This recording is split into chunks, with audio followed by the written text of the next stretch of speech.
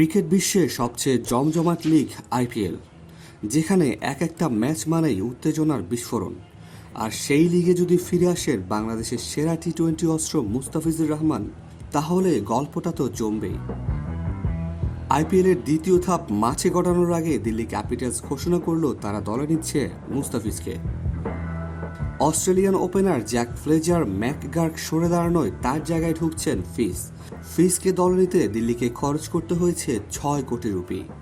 IPL ইতিহাসে এত বেশি পারিশ্রমিকে আর কোনো বাংলাদেশি ক্রিকেটারকে দলে নেয়নি কেউ।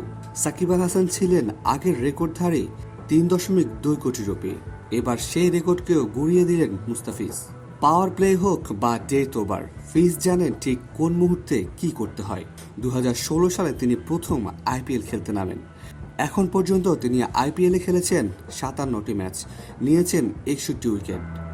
এর মধ্যে 2022 সালে দিল্লির হয়ে 8 ম্যাচে 8টি উইকেট নেন। ইকোনমি রেট ছিল 7.62। 2023 মৌসুমে খেলেছেন 2টি ম্যাচ। সর্বশেষ মৌসুমে খেলেছেন চেন্নাই সুপার কিংসের হয়ে। তবে এবার তার ফেরা অনেক বড় প্রেক্ষাপটে। হয়তো মিচেল স্টার্ককে আর দেখা যাবে না, হয়তো দিল্লির ডেড বোলিংয়ের দায়িত্বটা পড়ে যাবে তার কাঁধে। বাংলাদেশের হয়ে 106টি টি-20 আন্তর্জাতিক ম্যাচ খেলে মুস্তাফিজ নিয়েছেন 132টি উইকেট, যা তাকে বিশ্বের অন্যতম সফল বাঁহাতি পেসারদের কাতারে রেখেছে। ঘরোয়া ও বৈশ্বিক বিভিন্ন টি-20 লিগ মিলিয়ে তিনি খেলেছেন 281টি ম্যাচ, উইকেট সংখ্যা 351টি। ইনিংসের বিভিন্ন পর্যায়ে কার্যকরী বোলিং করার জন্য তিনি বরাবরই পরিচিত। যদিও তিনি এখনও আমিরাতের জাতীয় দলের সিরিজে অংশগ্রহণ করছেন, তবে তার আইপিএলে যোগদানের পথটি খোলা রয়েছে 19 মে এর পরে। তবে মুস্তাফিজ যদি বিসিবি থেকে অনাপত্তিপত্র পান, তাহলে আইপিএলে যোগ দিতে পারবেন এবং দিল্লির হয়ে প্রথম ম্যাচে খেলবেন।